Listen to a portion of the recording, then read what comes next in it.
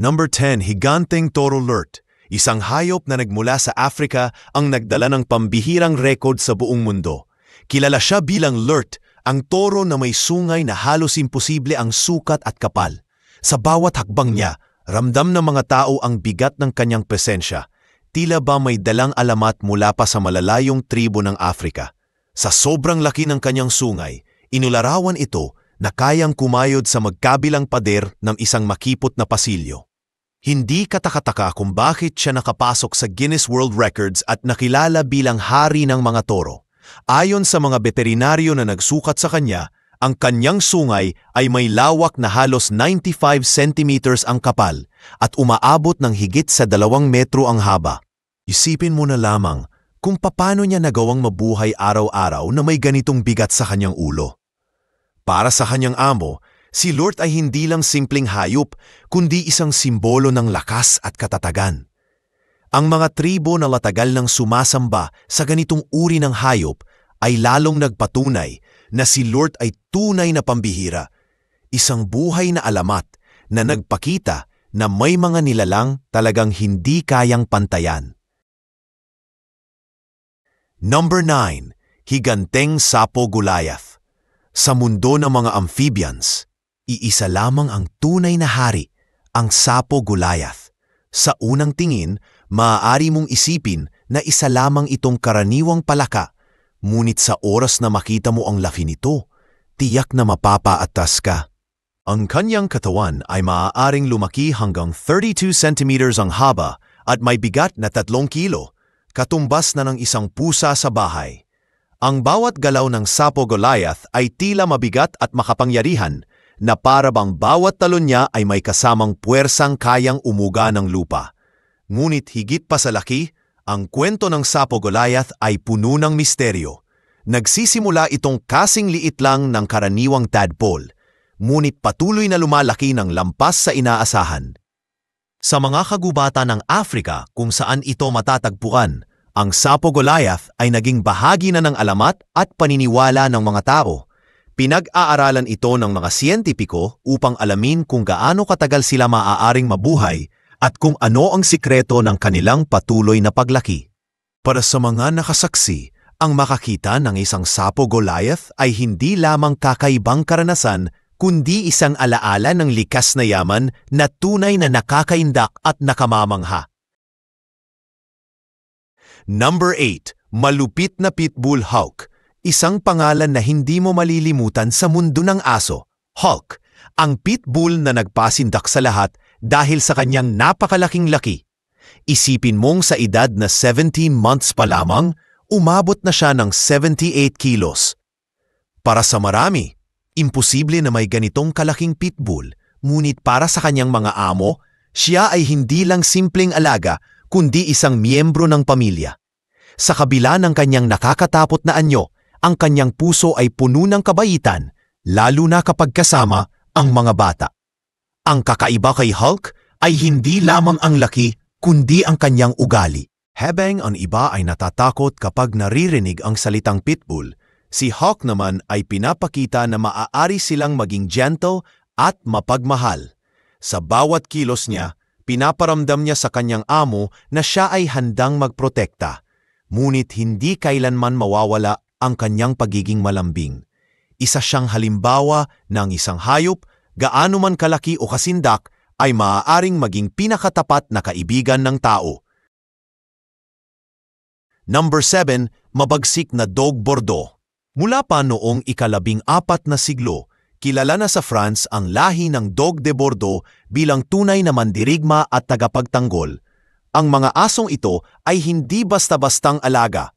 Ginagamit sila noon upang magbuhat ng mabibigat na kargamento, magbantay ng mga kastilyo at lumaban sa mga mababangis na hayop gaya ng lobo. Sa taas na halos 66 centimeters at bigat na lampas sa 50 kilos, para silang mga estatwa na nabuhay, handang tumayo at lumaban anumang oras. Ngunit sa kabila ng kanilang malupit na hitsura, nakatago ang isang pusong malambing. Ang kanilang mga matang puno ng emosyon at ang kanilang katahimikan kapag kasama ang amo ay nagsisilbing paalala na kahit ang pinakamatitibay na nilalang ay may malambot na bahagi. Ang Dog de Bordeaux ay tunay na simbolo ng lakas at katapatan. Isang higante na handang maging iyong tagapagtanggol, ngunit sabay ding magbibigay ng init at pag-ibig sa loob ng tahanan. Number 6. Higanteng hamster capybara. Kung iniisip mo na ang hamster ay laging maliit at pwedeng hawakan ng isang kamay, magugulat ka sa capybara, ang pinakamalaking rodent sa buong mundo. Madalas itong tawaging hamster na higante dahil sa laki nito na kayang lumampas sa 1 metro ang haba at may bigat na higit pa sa isang aso. Bagamat kahawig ng hamster, ang capybara ay may kakaibang personalidad. Mahilig itong lumangoy, magbabad sa tubig at kadalasan ay makikitang kalmado lamang sa tabi ng iba pang hayop. Sa South America, partikular na sa Venezuela at Brazil, ang capybara ay hindi lamang basta alaga, kundi itinuturing na bahagi ng pamilya ng ilang tao. Kilala silang mahiyain, ngunit madaling mapalapit sa tao kapag inalagaan. Isipin mong may hamster ka na kasing laki ng isang baboy, na mahilig pang magpahinga sa bathtub o swimming pool. Ang kakaibang kombinasyon ng laki at pagiging gentle ng capybara ang dahilan kung bakit ito naging viral at naging paborito ng maraming animal lovers sa buong mundo. Number 5. Matikas na deerhound. Isang aso na para bang galing sa kwento ng alamat, ang Scottish Deerhound. Ang kanilang tindig ay matangkad, payat, ngunit puno ng lakas at karisma. Para silang modelo sa entablado ng kalikasan. Mahaba ang mga paa, may balahibong magaspang, ngunit elegante, at taas na umaabot ng higit 80 sentimetro. Sa Scotland, sila ang naging kasama ng mga maharlika sa pangangaso ng higanting husa, isang patunay ng kanilang bilis at tibay. Ngunit hindi lang panghunting ang kaya ng deerhound. Sa loob ng tahanan, sila ay napakabanayad at malambing. May kakaibang aura ng dignidad at katahimikan sa bawat kilos nila, kaya tinatawag silang gentle giant ng mga nag-aalaga. Isipin mong may alagang aso na parang direktang galing sa mitolohiya. Matangkad, matipuno, ngunit marunong magbigay ng lambing at tiwala. Ang Scottish Deerhound ay tunay na larawan ng ganda at tapang na pinagsama sa isang hayop. Number 4. Matikas na Cane Corso. Kung babalikan ang pasaysayan ng Roma, may isang aso na maihahalin tulad sa isang gladyador, ang Cane Corso. Isa itong lahi na isinilang mula sa sinaunang mga aso ng digmaan ng Imperyong Romano. Ang mismong pangalan nito ay nangangahulugang aso ng bantay at sadyang ginawa para protektahan ang mga sakahan at mga pamilya mula sa panganib. Sa taas na halos 71 centimeters at bigat na lampas 45 kilos, imposibleng hindi ka mabighani sa kanilang lakas at tindig. Ngunit ang tunay na kahanga-hanga sa Cane Corso ay ang kanilang katalinuhan at disiplina. Hindi sila aso na mahilig gumawa ng ingay. Bagkus, nananatili silang kalmado, ngunit palaging alerto. Kapag may banta, nagiging matibay silang guwardiya na handang ipaglaban ang kanilang teritoryo. Sa tamang pag-aalaga at tamang kamay, nagiging hindi lamang sila protektor kundi mapagmahal na kasama sa bahay. Isa silang perpektong halimbawa ng balanse ng lakas, talino at puso. Number 3. Nakakagimbal na fatworm. Mula sa kailaliman ng dagat, may isang nilalang na tiyak na magpapaangat ng kilay sa kahit sinong makakakita, ang Urechis unicinctus na mas kilala bilang fat innkeeper worm. Sa itsura nitong kahawig ng isang kakaibang isda o kahit pa tinatawag ng iba na penis fish, hindi maikaayla na kakaiba talaga ang presensya nito. Umaabot ng 30 centimeters ang haba ng katawan nito at may kulay na dilaw kayumanggi na lalong nagpapatingkad sa kanyang misteryosong anyo. Ang fatworm na ito ay hindi lang basta kakaibang tanawin. Sa Korea at China, itinuturing itong pagkain at ginagamit bilang sangkap sa iba't ibang putahe.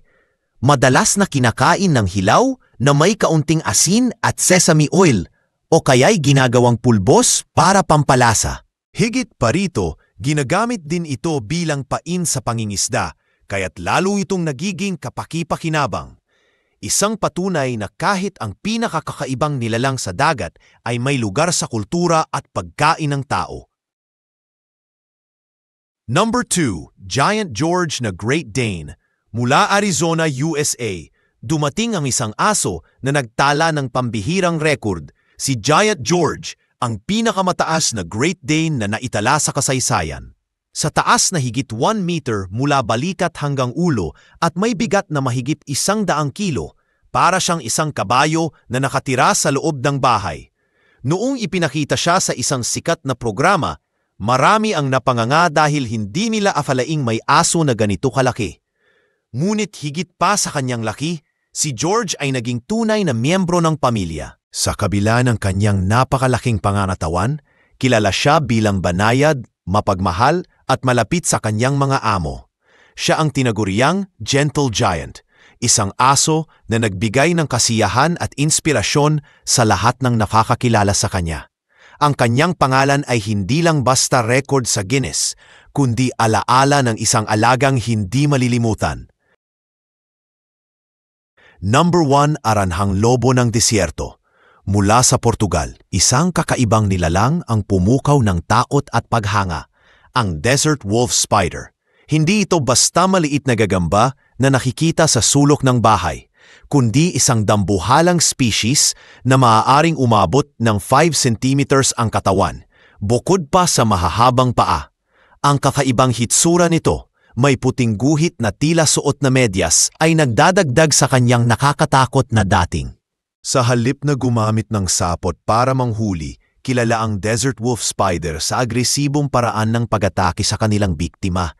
Ila ba may malamilitar na estratehiya ang bawat galaw nito, mabilis, tahimik at siguradong hindi makakatakas ang target. Ang ganitong kafaibang estilo ang nagbigay sa kanila ng reputasyon bilang isa sa pinaka-nakakakilabot na species ng gagamba sa buong mundo. Isa silang paalala na sa disyerto, hindi lang init ng araw ang dapat katakutan, kundi pati ang mga nilalang na nagtatago sa buhangin. Kumusta mga kasaliksik? Maraming mga hayop sa mundo natin ang hindi pa nakikita o nalalaman ng karamihan. Kaya mula sa higanting toro na si Lert hanggang sa nakakatakot na Desert Wolf Spider, ay pag-usapan natin ang 10 kamanghamanghang nilalang na tunay na magpapaangat ng inyong kilay. Kaya kung handa ka na, ay simulan na natin.